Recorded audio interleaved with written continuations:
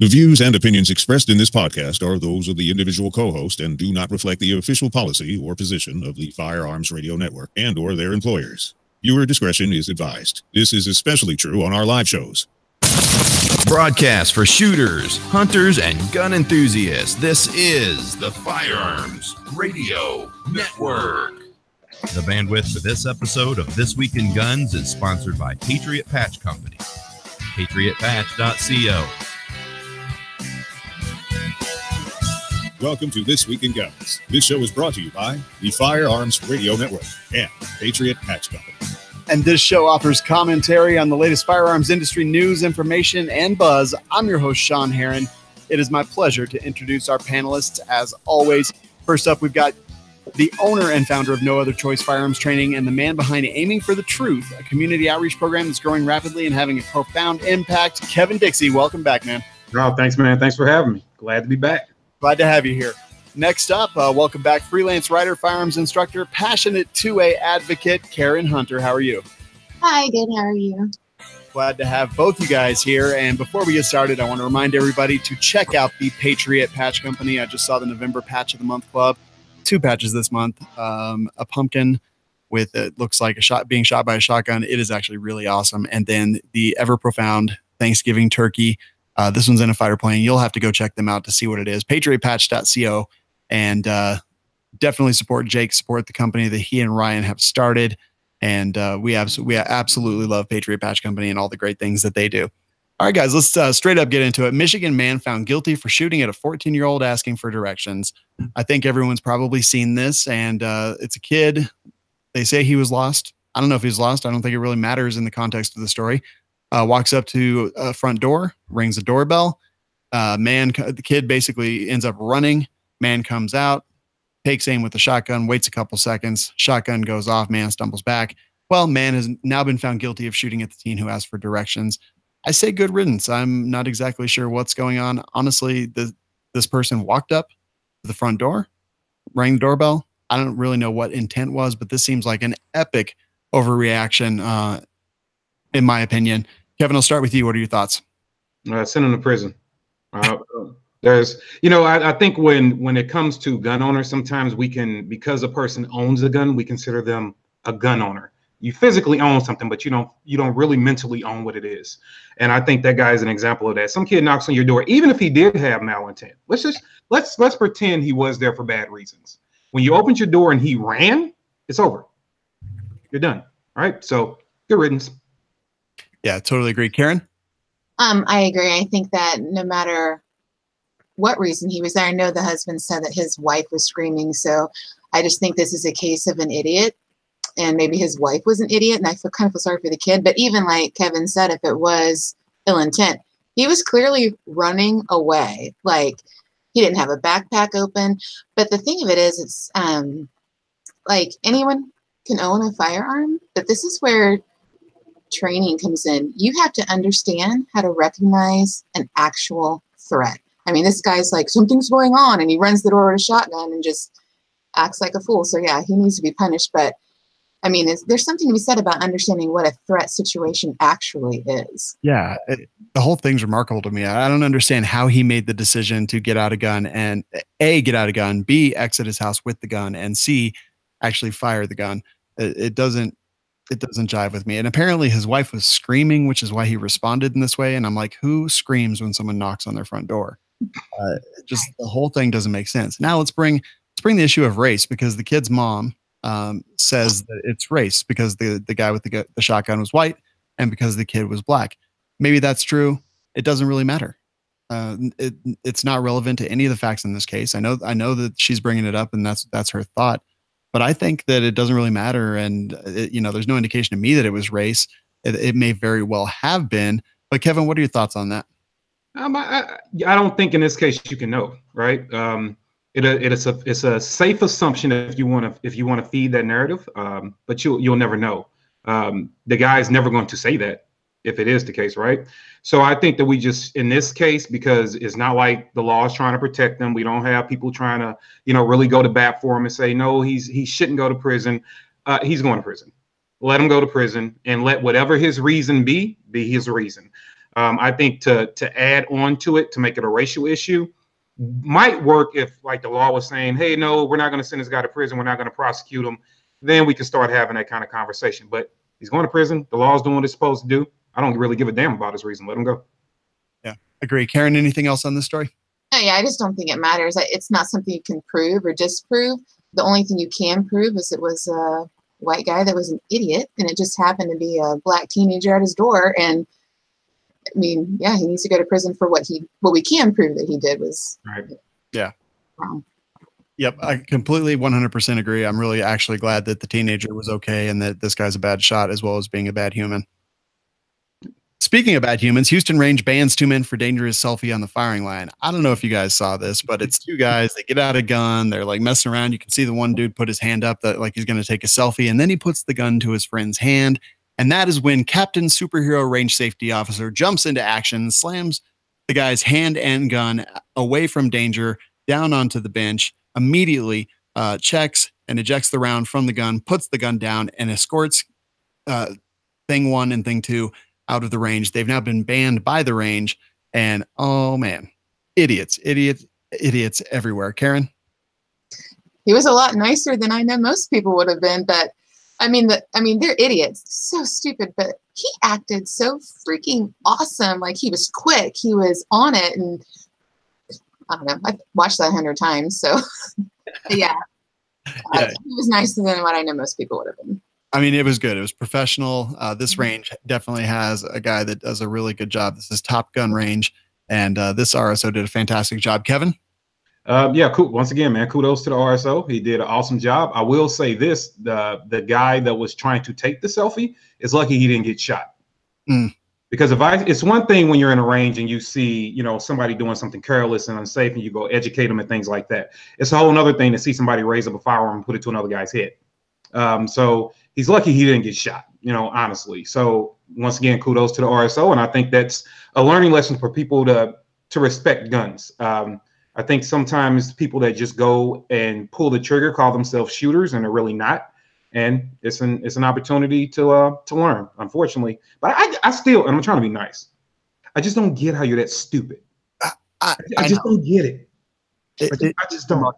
I don't. But kudos to the range. Kudos to that RSO. He's a great example of what we should all be willing to do at a moment's notice. He even had on his gloves when he cleaned the bay. I never do that. That guy's awesome. Right? So kudos to him, man. They acted great, and I'm glad they banned him. Me too. And I'm glad that no one actually got hurt, because that is literally the way that people break rules and people end up dying. And then they use those statistics against gun owners in the United States. And we need less of that and more of the good stuff. Yep. From the I'm not sure if anyone cares news, Remington releases semi-auto TAC 13 12 gauge. So we saw the one that they released previously. That was the pump action, kind of real shorty. And this is what it's not an AOW, or it's just not a firearm basically. So there's no NFA paperwork on it or anything. Well, now they've released the semi-auto version of this, and I don't know. I personally don't care, but maybe some people do. Karen, what about you? I think I had a chance to see it when I was in Montana. I mean, I think it would serve as a good home defense weapon. I think that same kind of platform as the Shockwave. But I mean, I think it'll serve a purpose. Kevin? I want one. Okay, I want one. All right, so that's how I feel. I mean, I agree with Karen. It definitely can be a home defense firearm, but man, there is no rhyme or reason. I just want one. They're silly fun to run. I mean, they're fun. See, yeah. And semi-auto just makes it even better. Yeah, if I was going to buy one, it would definitely be the semi-auto. I do disagree, guys, that it's a good home defense gun, because I feel like these things they're difficult to control, follow-up shots, things like that. They're uncomfortable to shoot. Yeah, they scatter a bit, but really, what's our spread in home defense kind of situations from here to the door? For me, I would prefer a pistol all day, every day. Something that I've trained with, something I can control, et cetera, et cetera. I know that there's some people that think that this would be perfect, and I am not disagreeing with that necessarily. I'm just offering an alternative viewpoint. Now, price, guys, $915. Karen, thoughts? Well, out of my price range, but Well, I'm glad that you mentioned that. Kevin, what are your thoughts on the price? Well, and here we go. A grand. I mean, don't get me wrong. A good shotgun will run you, some quality money. But on a novelty kind of play thing, toy, no, I can't sink a grand into it. Well, I'm glad you guys both said that because Black Aces Tactical has announced a $449 Shockwave Semi and it's non-NFA. It's basically the exact same thing that Remington just put out, but it's about half the price. $449, I can stomach that. That's for something that I don't want, that I don't need, but I kind of want. I can definitely do that. And it was kind of funny. They said that they've been working on it for a very long time, and pretty much instantly after Remington announced theirs, Black Aces announced theirs. I think that's cool, Karen. Yeah, I think that's cool. I could do that. Yeah, $449. Kevin, you had me at half price. Done. All right, I love it. What do you think of their strategy, guys? The Black Aces? Yeah. I think it's smart. I mean, look, man, it's we live in a capitalist society. If you see an opportunity to make money, do it. If somebody's going to put out something and you can make the same product, let them spend all the money to get it hyped because they have to recoup what they've invested in. They have an MSRP for a reason. Let them get everybody hype about the thing. And then you just come in, you spend less money in advertising. You just say, look, we got the same thing at half price. So hop on the train, sell the caboose for half price, make a killing, get off. I mean, smart. Yeah, I definitely think it's smart, whether we think it's, cool, great, or whatever. It's definitely smart. Karen, any wrap-ups on this one? Oh, no, I agree with that. I think some people could argue ethics, but it's a business. There's no, everybody's out to make money. So definitely.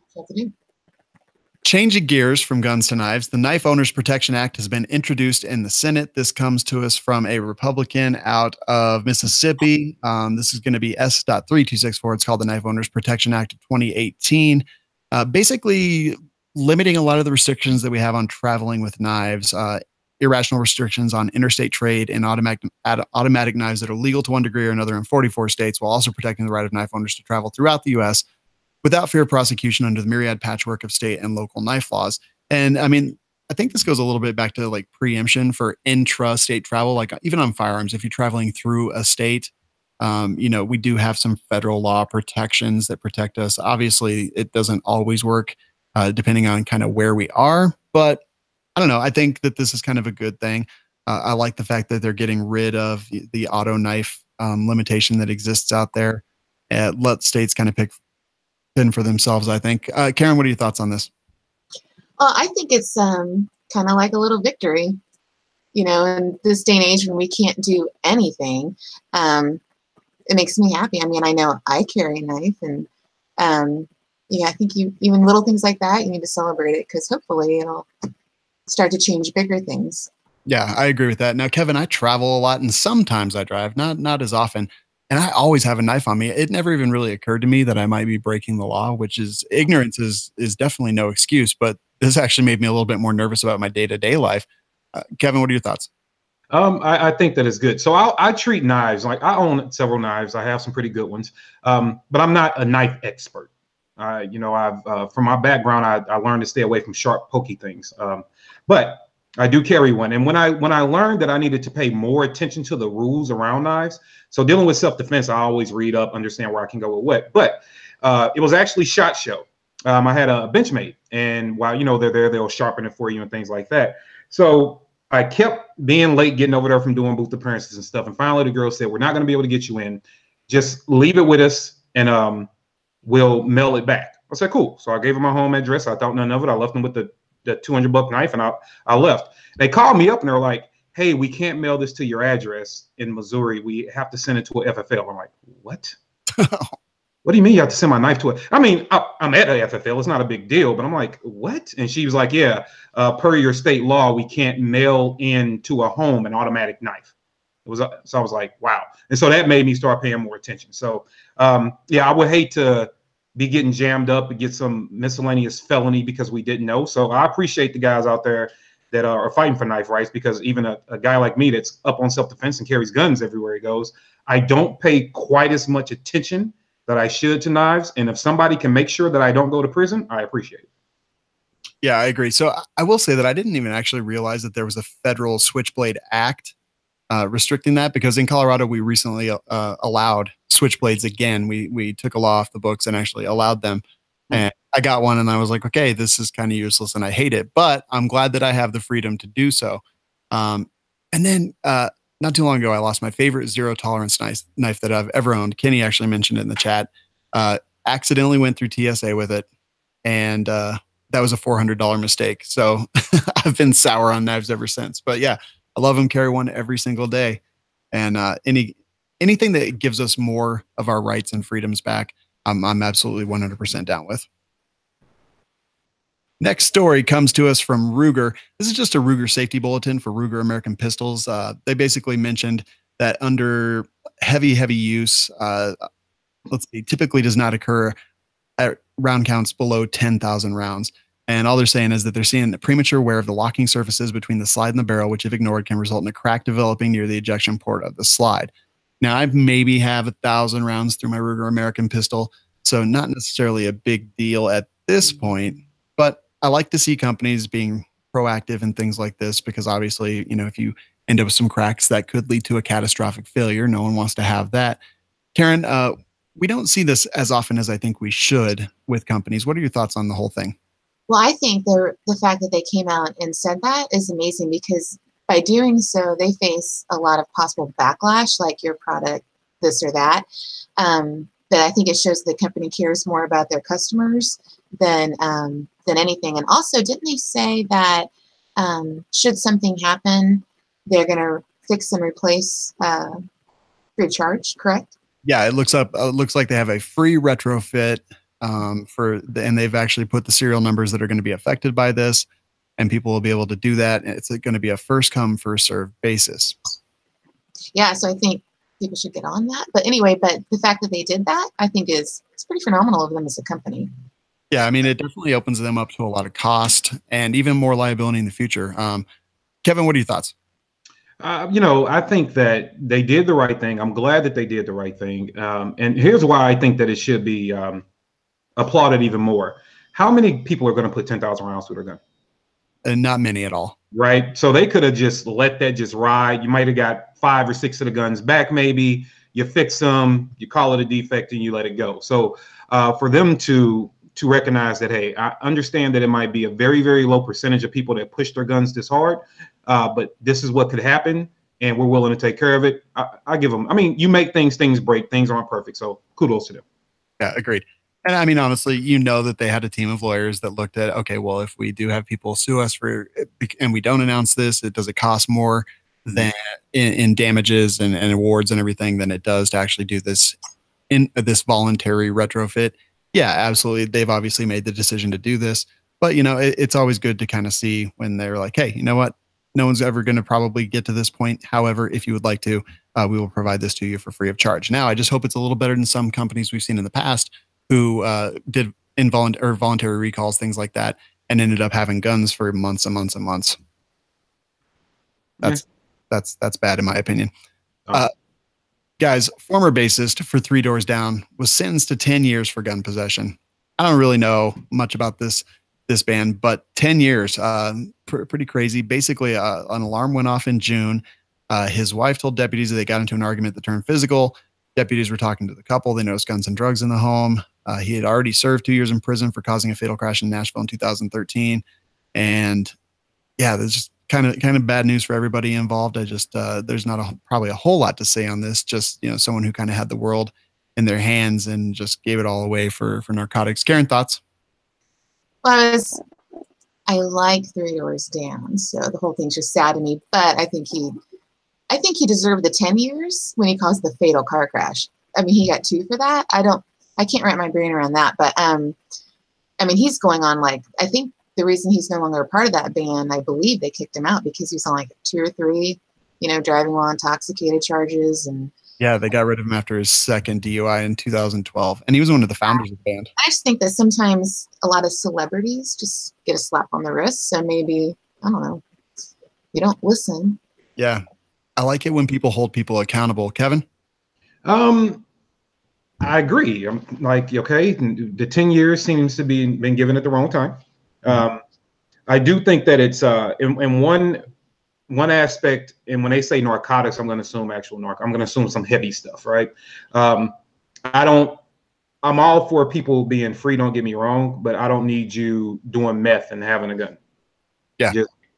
Just don't. So it's unfortunate, and I'm not going to try to say he needed to get 10 years for it. I'm not going to, be the judge in that situation, but there needed to be some kind of learning lesson to understand that you can't be doing hard narcotics, being in possession of a gun. You're argumentative. You've proven to be irresponsible. Your wife obviously thought something was wrong because she called the police. So maybe it saved somebody's life that night. I hate that the guy got 10 years. I mean, it does seem a little extreme, but if you already, hurt somebody before and now you're showing the propensity to hurt somebody again by cooking up all these dangerous things in one spot. Well, the gun is dangerous, but the drugs, methamphetamine or whatever it was to make the gun dangerous in the hands of him. I mean, I can't say he should have got 10, but he needed to be punished. I'll say that. Yep. Agreed. I think the legal system worked in this one by escalating the penalties for stupidity in his case. The worst negligent discharge that I've ever seen is actually in the next story. Belgian aircraft mechanic accidentally destroys F-16 with a 20 millimeter Vulcan cannon.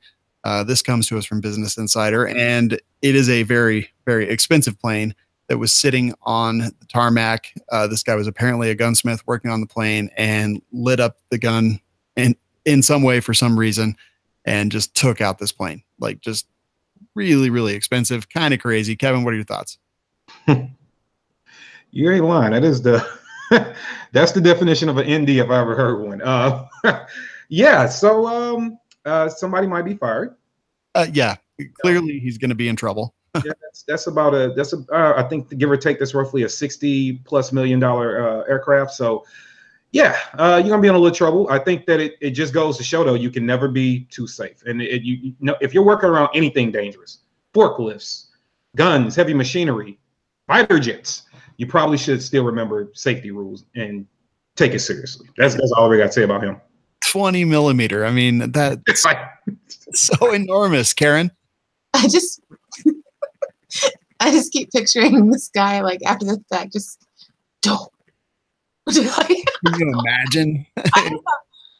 This is just like natural selection happening in a lot of these stories tonight. I just think, how can people be so? Yeah, had hearing damage, and I mean, somebody could have like really gotten hurt. I mean, I don't know. It could have been awful, and it does say that a second multi-million-dollar U.S. built warplane was damaged, and 2 mechanics were treated for hearing loss. I'm not sure exactly how they were treated for hearing loss, but can you imagine being next to that 20 millimeter, just unsuspecting when it went off? They'd need to treat me for hearing loss and clean pants. I'll tell you that. Yeah. Yeah. Kind of crazy. I don't really know anything about a Vulcan 20 millimeter cannon, except you would think that they probably just wouldn't work on them if they were live and armed on the runway. So serious mistakes were made. Yeah, you would think, and then you would think even if they did, there would be a section of like a burn, essentially. Yeah. And that's where you operate. And maybe there is. And maybe he was just being cocky and, didn't roll it to where it's supposed to go. I don't know. Whew. Man. Wow. All right. Well, speaking of people who are clueless and don't know what's going on, San Diego man pleads guilty to firing a pellet gun at Navy SEALs in training. I don't know if this guy just doesn't like hair product or what it was, but it was kind of crazy. It was on the beach. It was like 10:30 at night. He came over, started yelling at him, and then started shooting a pellet gun instead of doing what they probably could have done pretty easily and just beating him into the sand on the beach. They called police. He was arrested. The SEALs would not confirm what they were doing that night. My guess is probably that they were just doing some kind of training exercise, but that's just weird, right? Like, you go in, you see a bunch of people training on the beach, miserable, shivering, and then you just start shooting a pellet gun at them. Karen? I know. I mean, he's going to approach the Navy SEALs, even if he doesn't know that's what they are. I mean, the look of them had to be a little intimidating, and he's got a pellet gun. Yeah. Yeah. Navy SEALs are dangerous, right? Like, because they are highly trained to do bad things to bad people. But these are not just Navy SEALs. These are Navy SEALs that are on a cold ass beach at 10:30 at night, probably training and going through some of the worst times of their life. And he's going to shoot a pellet gun at them. Kevin? Yeah, I was just thinking that too. I was like, you're just not dealing with some guys that are, you know, some of the world's best fighters. You're dealing with guys that are pissed because you know they're in a bad mood right now. And but you know, kudos to them because I agree with you. Obviously, they have the skill set, bare hands and all, to do whatever they want, right? So it was nice that they did the right thing, and you know, they showed mercy because that's all it was. Yeah, they showed mercy. That's it. So kudos to them, man. Good job, guys. Good job. Last line in the story, officials with the Naval Special Warfare Command said it would evaluate the training procedures with an eye towards safety of the divers as a result of the shooting. So now there's going to be some kind of, you know, safety protocol and safety training PowerPoint that these guys have to go through because this idiot shot a pellet gun at them. Yep. Government. Gotta love it. Looter shot after trying to steal a police car in Panama City. So obviously we always worry about things, you know, about looting, and apparently it's pretty bad.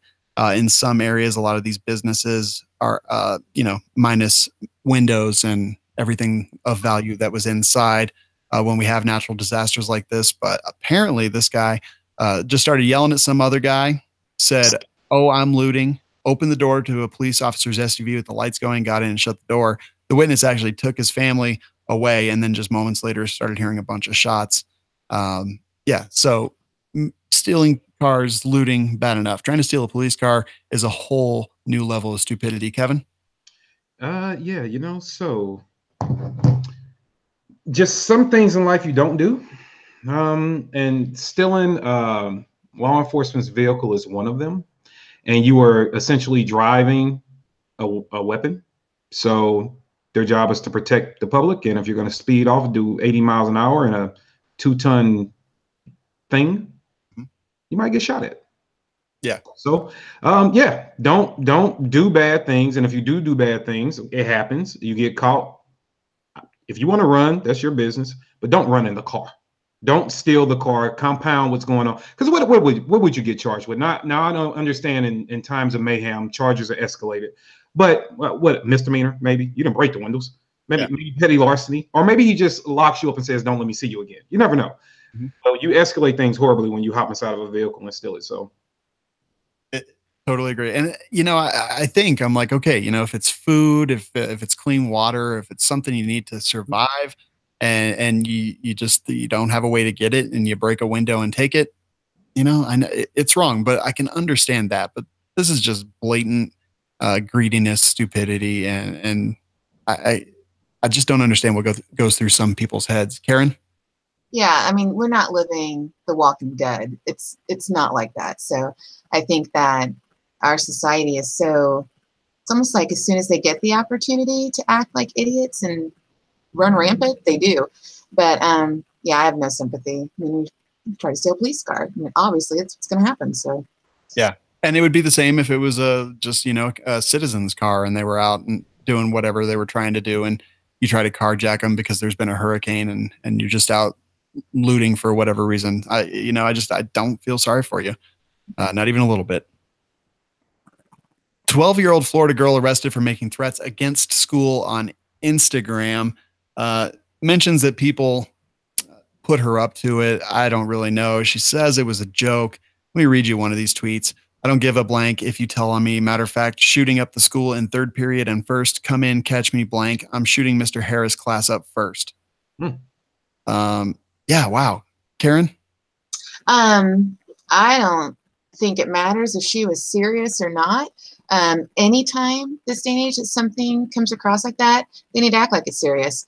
If my kid ever, I would beat the crap. But Yeah. I mean, bullying is bad. Bullying's real. But a lot of kids are bullied. Not a lot of kids go to that extreme. So obviously she needs to be evaluated. Why would she do something like that? But I think anytime a threat like that is made, it has to be treated seriously. It can't be slept off as, oh, she wasn't serious, because sometimes they are. And you just can't say things for free. You just can't. Yeah, agreed. Apparently her parents are in law enforcement, and the judge has placed her on home detention. She's not allowed to use any electronics, have contact with any witnesses, or return to the middle school or high school. Judge also ordered there to be no firearms in the home. And man, just bad situation. She is definitely in trouble. I don't know where to go with this one, Kevin. Well, 12-year-old did something stupid. She does need to be punished. I don't really have any sympathy for her. This day and age we live in, she said it for shock and awe value, right? At minimum. At minimum. She said it for shock and awe value. Well, you understood what shocking awe you were going to give out, right? So you at least knew the response you were going to have, people were going to have. So for that, you do need to be punished. I'm not going to say what needs to happen to a 12-year-old. I'm not saying she doesn't, she can't rebound and live a normal life, but she needs to understand you can't do that at 12 and you can't do that at 32. And they need, whatever they're going to do, they need to make sure that it sticks and it hurts. Yeah, I agree. Let me go off on a little bit of a tangent here. We saw in Parkland that law enforcement and the justice system and the mental health system had failed at every turn, every possible opportunity that they had to stop a bad thing from happening. They failed. And I said after that happened that I was worried now that anytime anyone, did something stupid like this 12-year-old girl, clearly this is a ridiculously dumb thing to do. Clearly. But they have to take it serious now, especially after what we saw in Parkland. And she may have been joking. She may have been having trouble at home, trouble at school, whatever it is. But I feel like at this point, like you have to come down hard on stuff like this, because guess what? If she then, gets a few years older and then does decide to become a mass killer, and we're going to look back at this story and be like, well, why didn't they do something? It's this quandary that I don't know how to get out of. And do you calm down? Do you throw the book at a 12-year-old? Do you put her in, juvenile detention? Do you put her in some kind of adjudicated mental institution, something like, I don't know. It's like, it's so tough. It could have been just a one-time mistake, but I don't know what to do or where we even go as a society. Kevin, do you have any thoughts on this? Well, yeah, it's sensitive with kids, man. And from, when I was 13, like I tell people often, I was diagnosed with clinical depression. So with that came a lot of violent acts and you having all kind of thoughts of doing random things. So it's part of even what I do with Aiming for the Truth. And what I've noticed is not only dealing with myself, dealing with other kids, when you have people that are having emotional outbursts like that, you do need to deal with their mentality. But I would tell you what, that was before the day we had, I feel so damn old. We didn't have phones and all this crap. We just couldn't reach out and touch the world like that, right? But if I punched somebody in the face on my street just because I was having a bad day, or if I went to school and I said I was going to beat up a bunch of kids, there was a punishment to be had. There was a punishment to be had. So I think that they do need to evaluate her, and I don't like to throw mental illness at everything, but to even joke about mass murder, something's wrong with you. Mm-hmm. Even anger is a condition. So something's wrong with her, and they do need to talk to her. And I think it all starts with parents having conversations. And I'm gonna be honest with you, I understand her parents are in law enforcement, and I tell people all the time, look, I have a 12-year-old and a 6-year-old. I am responsible for them. Things like that are happening that she's saying. You are seeing signs of them, and what are you doing? What did you do before she put that out? When she yelled at a friend or told you that she hates everybody or whatever, what were the signs and what did you do? Sometimes it doesn't work. Sometimes it does. So parenting today, I understand we're busy. We're ripping and running. We're trying to do 7 things to take care of home and still build our own professional careers. But sometimes you got to slow your ass down, get involved in your kid's head, get them help early. So hopefully you can prevent these kind of things from happening. And if your kid is acting like that, start with their mental conditioning. What can you do to make their home life better? And what can you do to scare the hell out of them and scare them straight?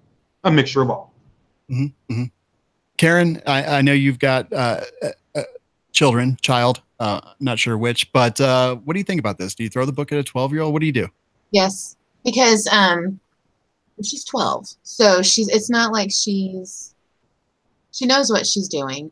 And I think that in the world we live in today, everything's so easy. Everyone almost like just gets away with things, or it's explained away. And people may disagree, but I think we're too soft. I think that if we had stricter rules, we followed through with them. There's like a moral compass, and there's what's right and there's what's wrong. And that line keeps getting moved and things keep getting excused. And that's why we're in the state that we're in. And I think that she did what she did, and people need to learn that when you do these things, there are consequences, and you can't get out of the consequences. You can't just get away with doing whatever you want, even if the reason she did it was because she was invoked by a bully or she was pushed to the limit. To do that extreme, like, you know, she does need evaluated, but also you just can't get away with things because you have issues. I mean, we have to, especially our teenagers, have to learn that you are accountable for everything you say, everything you do. And unfortunately, her parents who have firearms, this is going to fall on them. You know, why does she have access?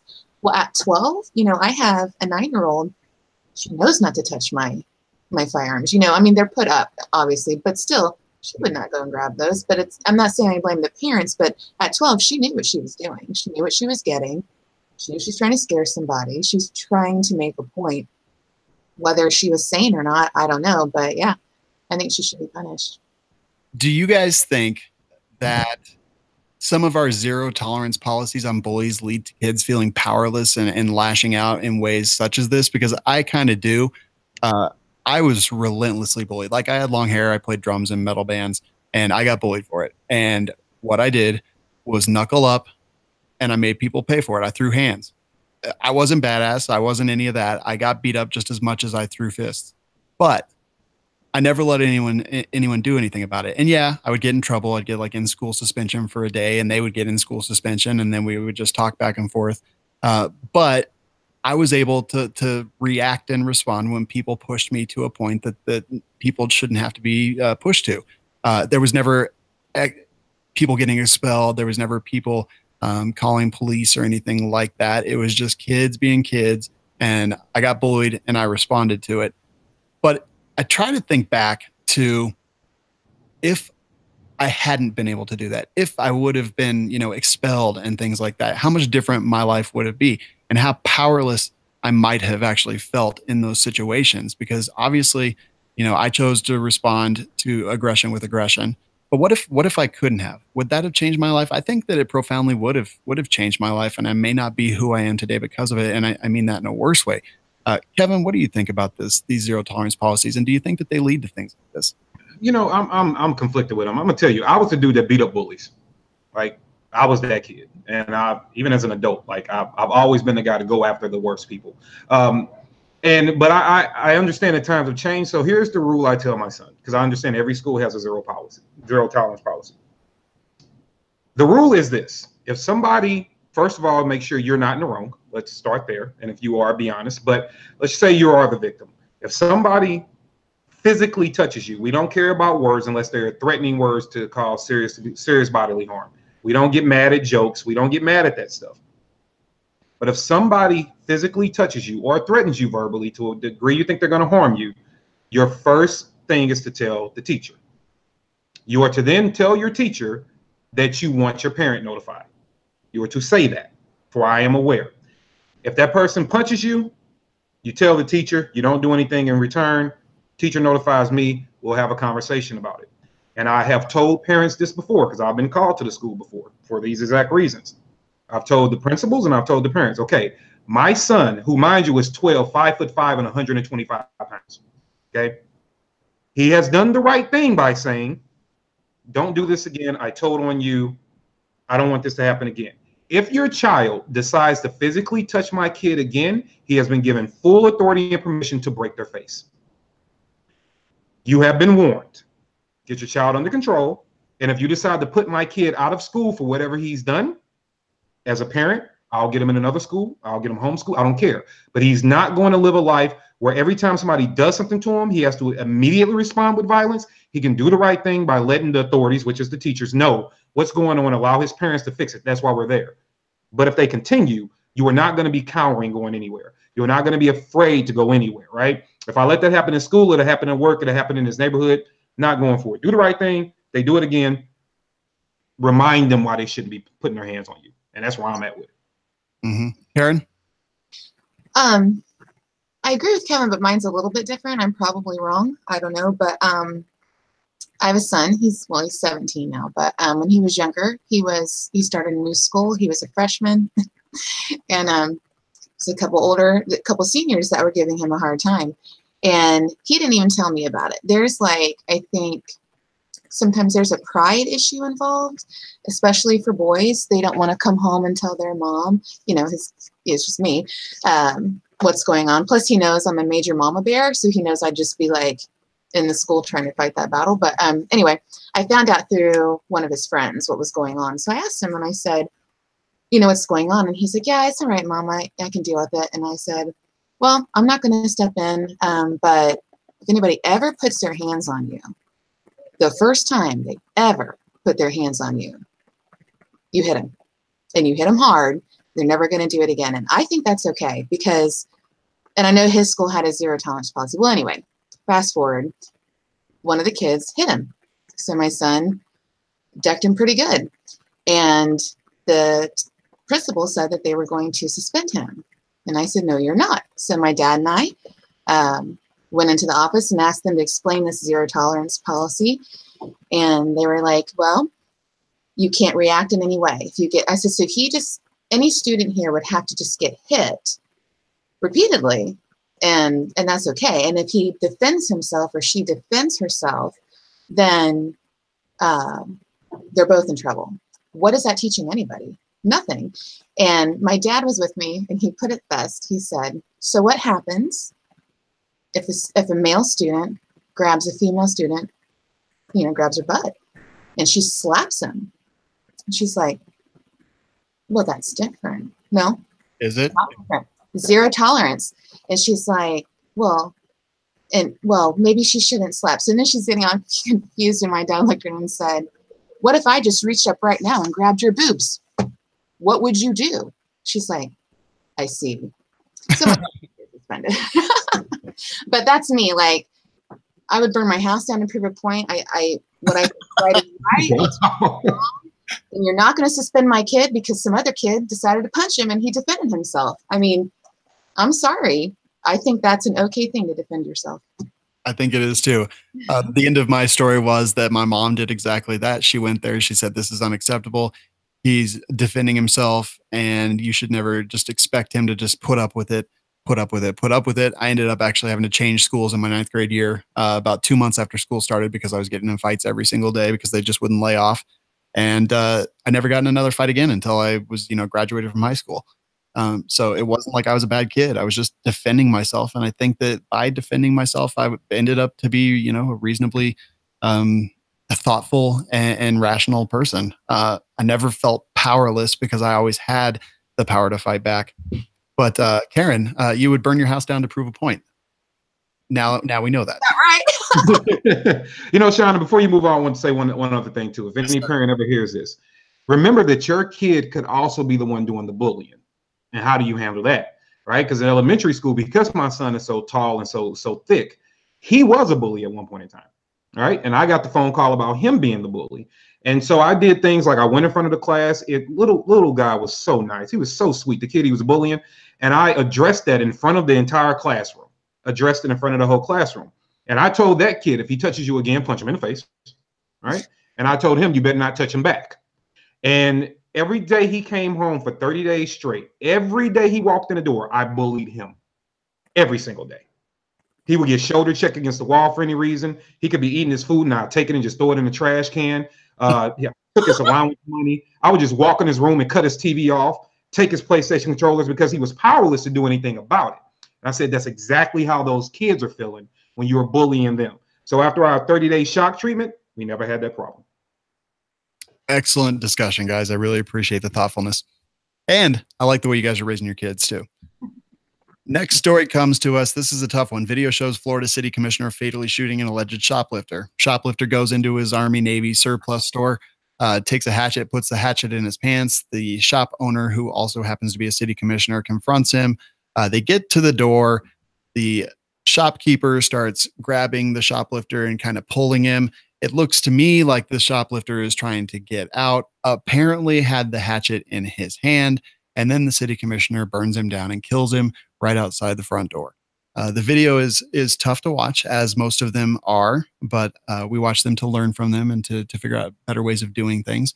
I don't know. This is it is an interesting one and a tough one. Before I even go on at all, Karen, I'd like to hear your thoughts. Well, it was really difficult to watch. It was disturbing. To me, it looks like, I mean, he probably did steal the hatchet or whatever. He was definitely trying to get away. the like he could have got away. You can tell he's not trying to hurt the guy. However, maybe in his mind he had this hatchet. He's about to commit a crime. I don't know. It was just disturbing all the way around. I think if it were me, I may have just immediately called somebody, called 911. Hey, he left. He stole a hatchet. I mean, but I don't know. I don't. It's hard. I mean, I can't. The way it looks, it doesn't look like he was fearing for his life. It looked like you stole and now you're going down. But, I wasn't there. So and that's just a video clip. We don't know everything, but that's a tough one, but it was disturbing to watch. Yeah, I agree. Kevin? Yeah, I've seen it. And like Karen said, we can't even, it's a video clip from one angle. We can't see the guy's right side of his body. So I don't know if he was holding the hatchet in his right hand, I don't know. I can't tell. It's kind of a grainy video too. Mm-hmm. So I really can't tell, but just going off first evaluation of it, I tell people all the time, pride will land you in prison.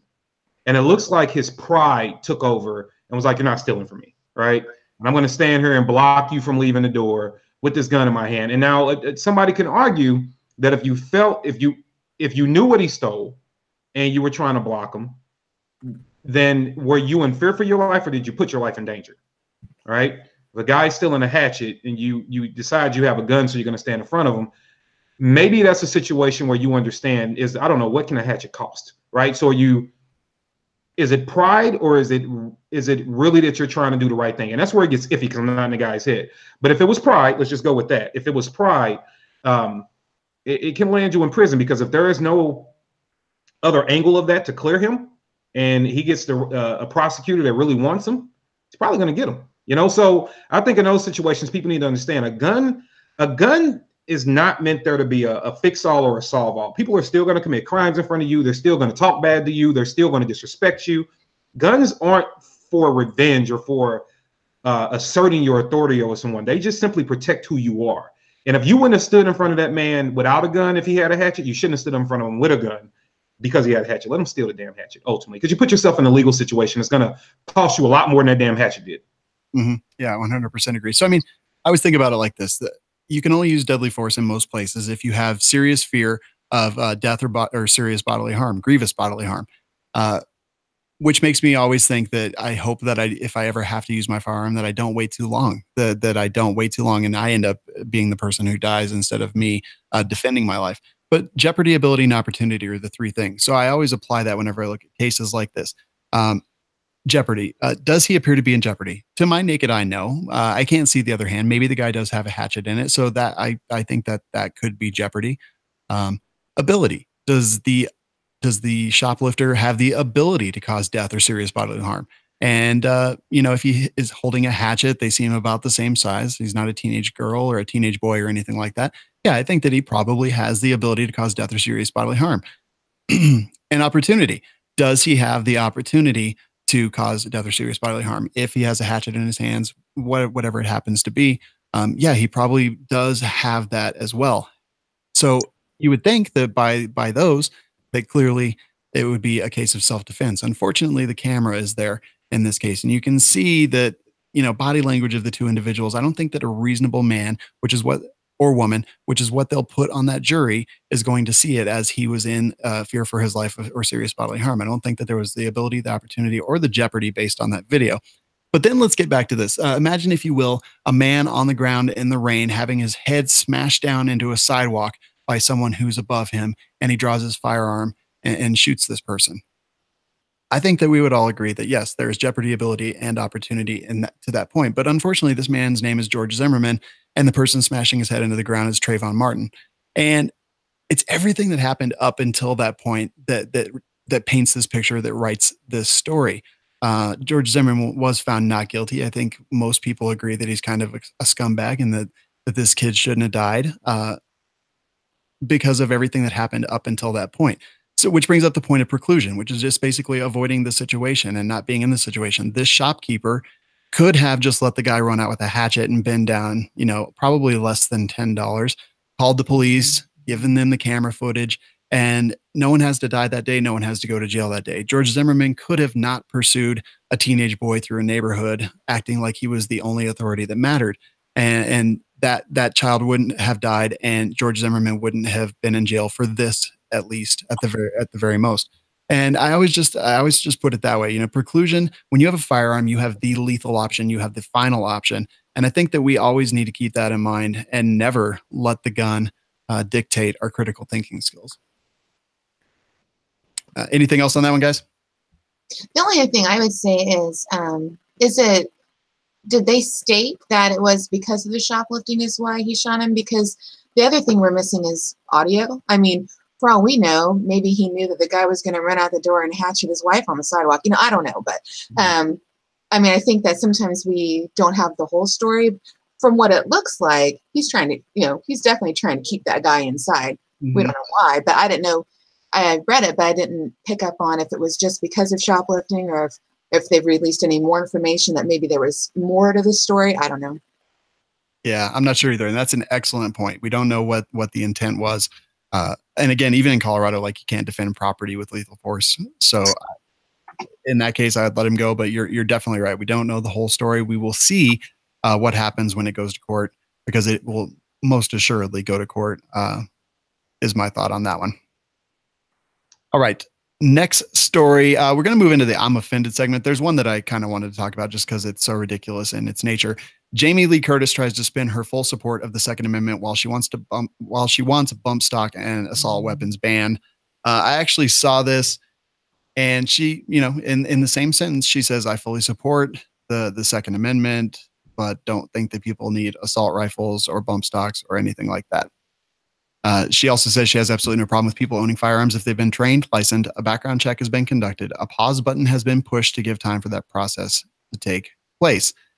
We see this a lot, I think, with celebrities that talk out of both sides of their mouth and say, I support the Second Amendment, but, you know, all of it except for these parts. And as someone who makes money from, you know, movies that have guns in them, True Lies, Halloween, any of that stuff, it falls on deaf ears for me. I personally don't care what celebrities say. They do not live in the same world as I do. And I'd really like to get your thoughts, Kevin. You know, I'm going to say this. When people that don't know something about a thing open their mouth, first of all, when it comes to my rights, because I tell people all the time, freedom is personal. So when it comes to my rights, there is no but. There is no, and you know, and it's funny because we already have a natural but. The but is this.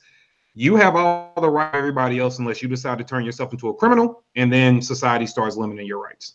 But you don't get to stand up there and say, I support the Second Amendment, but, because what happens is if you get what you want, Ms. Curtis, that'll be what you want. We open up this bad wound, and then when somebody else is kind of like, well, we don't like these either. Guys, this isn't really infringing. Just go ahead and give us those too. So nobody's doing that. And you can't even really define to me, prove to me that she could have told you what a bump stock was before Vegas. Right? And so you don't even really know what it is now. Only thing you know is everybody else that's in your circle doesn't like it. So you're just hopping on that train. I think that when elite people that live in different worlds than the majority of us, what is it? I think I read a study that says that that's the 1%, but it's like the 2.5% of the wealthiest people all have some type of security or live in secure areas and things like that. And so what they see on a daily basis is not what we see. You know, it's just not. It's not even what we see. And people like her, and I'll even get down to some of the hip hop artists that come from the neighborhoods I come from.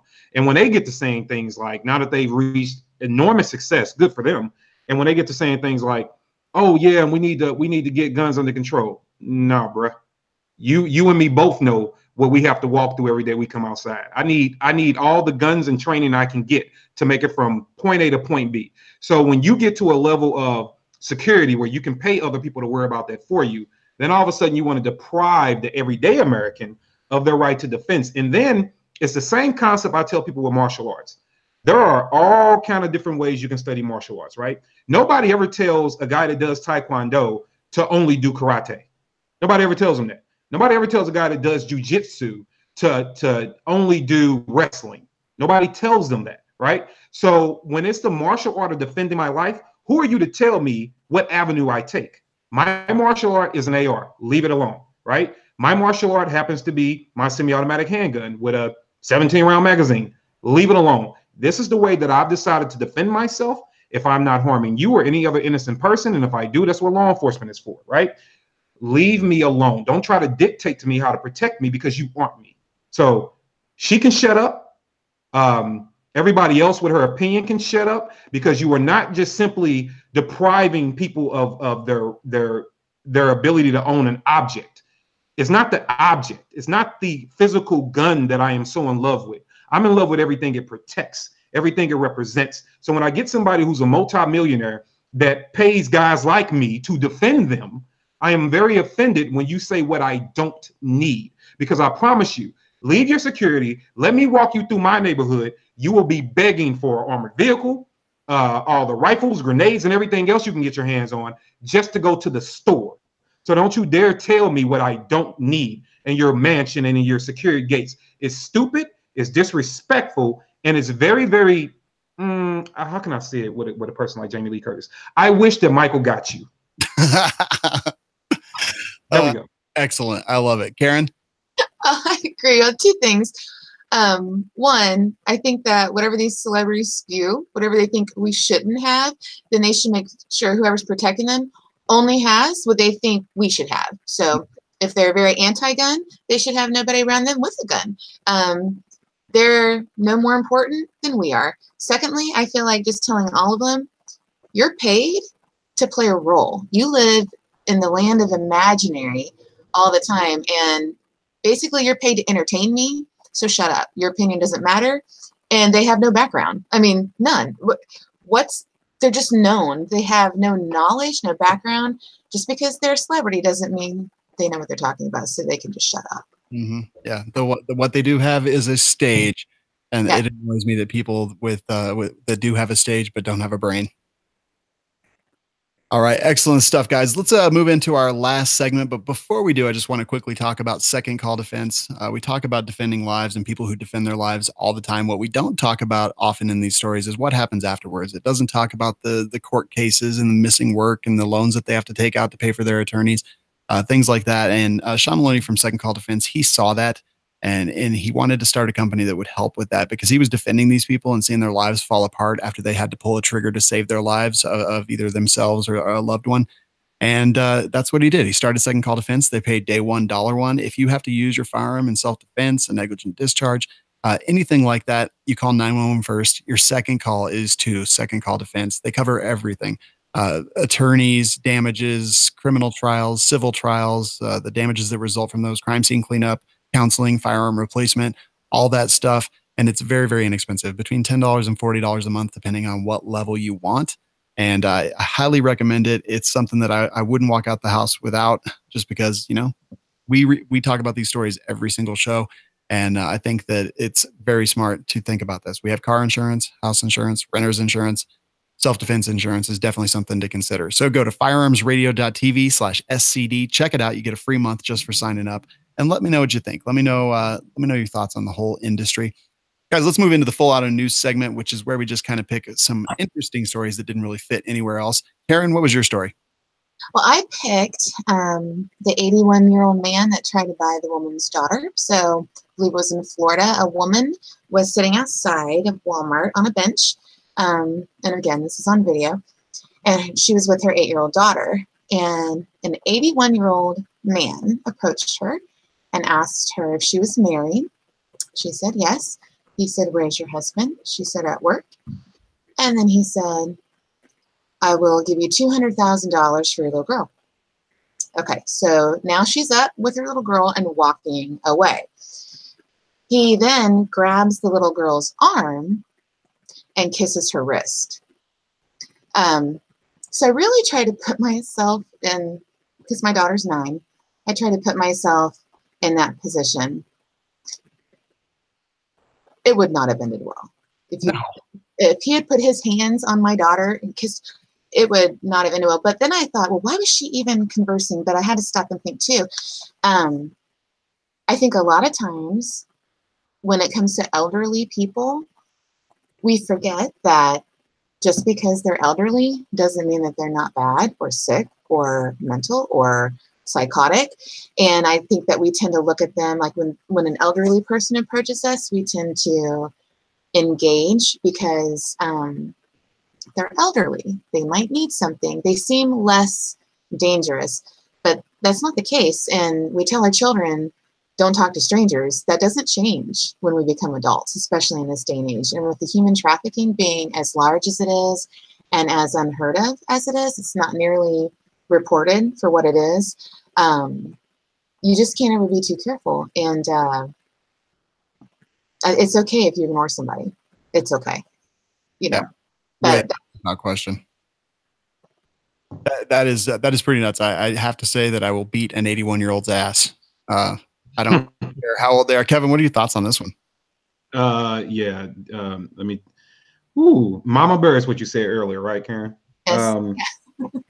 So I joke and I tell people I can go from, when I'm not a hunter and I was learning about hunting, and they said, well, one of the bears that's kind of not as dangerous as the other bears, but still kind of watch out for them are brown bears.